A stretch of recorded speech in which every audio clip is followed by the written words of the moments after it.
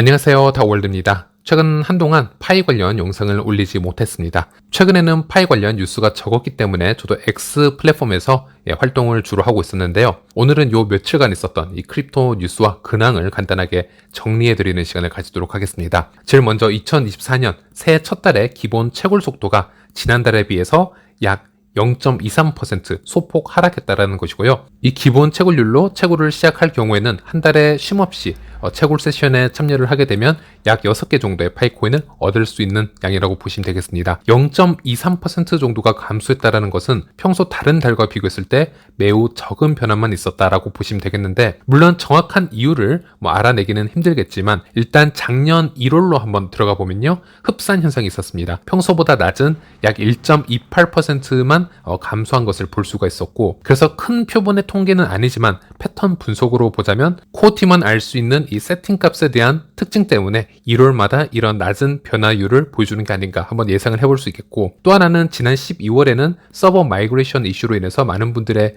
채굴량이 감소하기도 했었습니다. 그래서 어닝팀의 채굴 속도가 급격하게 떨어지는 현상이 12월 달에 있었기 때문에 그 영향을 받은 게 아닐까 예상을 해볼 수 있겠습니다. 그리고 2020년에는 반감기 패턴으로 채굴 속도가 줄어들었지만 2022년부터는 감소 속도 시스템이 월별 채굴 속도 조정 방식으로 바뀌었습니다. 이 월별 채굴 속도 조정 방식이 거의 2년째를 맞이하고 있기 때문에 어느 정도 데이터 표본이 쌓였다라고 할 수 있겠는데요. 현재까지의 월별 채굴률 변화를 기준으로 2024년 12월의 채굴 변화를 조금은 단순한 방식이지만 폴캐스트 시트 기능을 사용해서 예측을 해보았습니다. 올해 12월에는 시간당 약 0.00461 파이까지로 떨어지지 않을까, 이렇게 단순 예측을 해볼 수는 있었습니다. 약 0.004 파이 정도라면 한 달에 약 3개 정도 채굴할 수 있는 정도의 수치가 이번 다가오는 12월 달에 나오지 않을까 예측을 해볼 수 있겠고요. 하지만 이 데이터에는 2024년 오픈 메인넷의 가능성이나 그런 토픽으로 인해서 채굴 참여가 더 높아진다라고 했을 때 급속도로 더 급감할 수 있는 그런 조건들을 더해지지 않았기 때문에 상황에 따라서는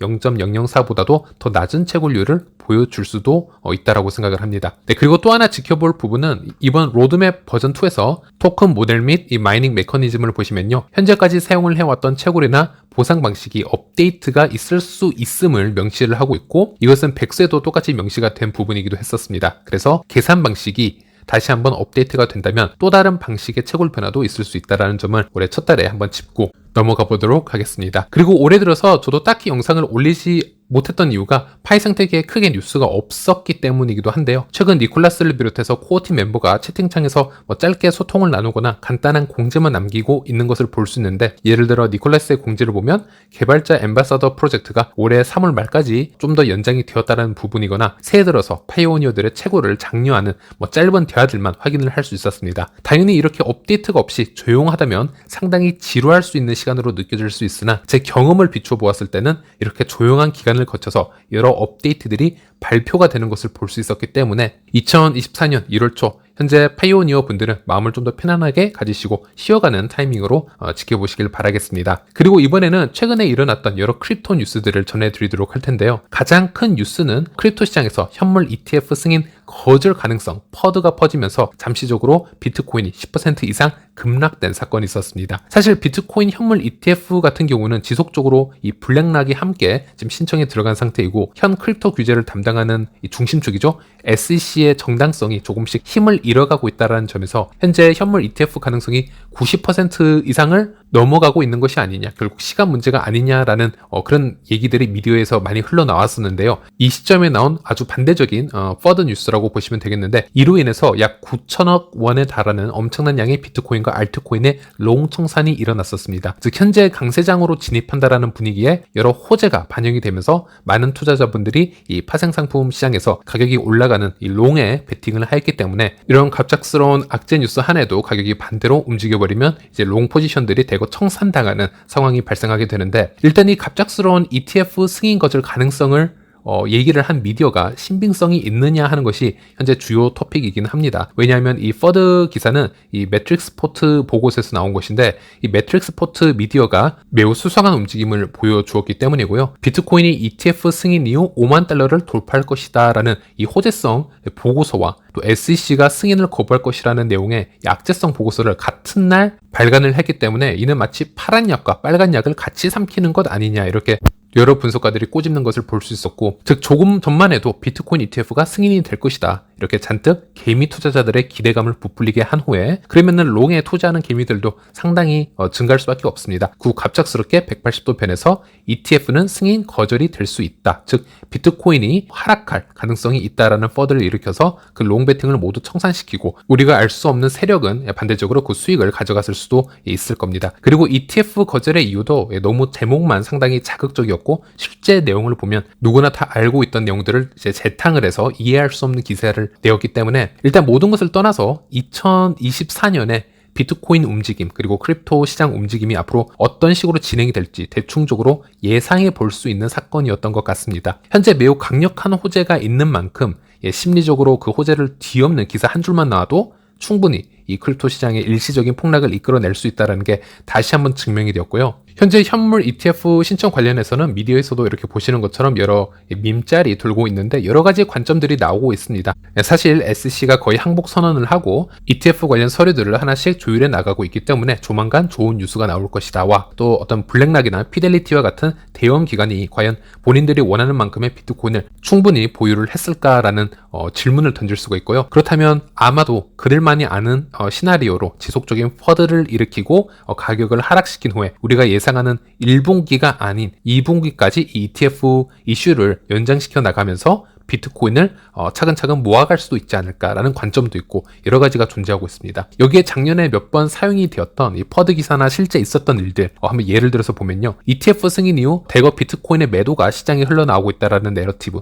마운트 곡스 거래소 물량이 시장에 나올 수 있다라는 내러티브, 그리고 사토시 시절의 코인이 움직이고 있다라는, 하지만 이것은 실제 온체인 데이터로 확인을 할 수 있었고 이거는 팩트인데요. 이런 부분을 적절하게 섞어 나가면은 엊그제와 같은 움직임을 2024년에도 언제든지 만들어낼 수 있을 거라는 겁니다. 특히나 이번 기사가 이 매트릭스 포트에서 나온 것도 그렇지만 작년에 가짜 ETF 승인 뉴스가 나올 때도 공신력이 상당히 높은 코인텔레그래프에서 이 가짜 기사를 뜬금없이 내어서 수많은 청산 물량을 만들어냈기 때문에 올해는 크립토 뉴스를 자주 접하지 않고 있고, 크립토 투자를 진행을 하며 이 현물 투자가 아닌 선물 시장에서 투자를 하시는 분들에게는 이 갑작스러운 이 퍼드 뉴스에 대해서는 좀 더 대처를 신중하게 잘 하셔야 될 것 같다, 이렇게 말씀을 드리고 싶고요. 그리고 크립토 시장의 큰 뉴스는 아니지만 미국 시간으로 1월 3일은 비트코인의 첫 블락이 생성되었던 날이고 비트코인 탄생 15주년을 기념하는 날이었습니다. 굳이 비트코인 투자자는 아니더라도 비트코인이 암호화폐 이 시장에서 상징하는 바가 매우 크기 때문에 이런 기념적인 일이 존재한다는 것도 알아두시면 좋을 것 같아서 공유를 해드리겠습니다. 15주년을 맞은 비트코인은 현재까지 약 9만 명 이상의 100만 장자를 배출을 했다라고 합니다. 이 글라스노드의 온체인 분석표를 보면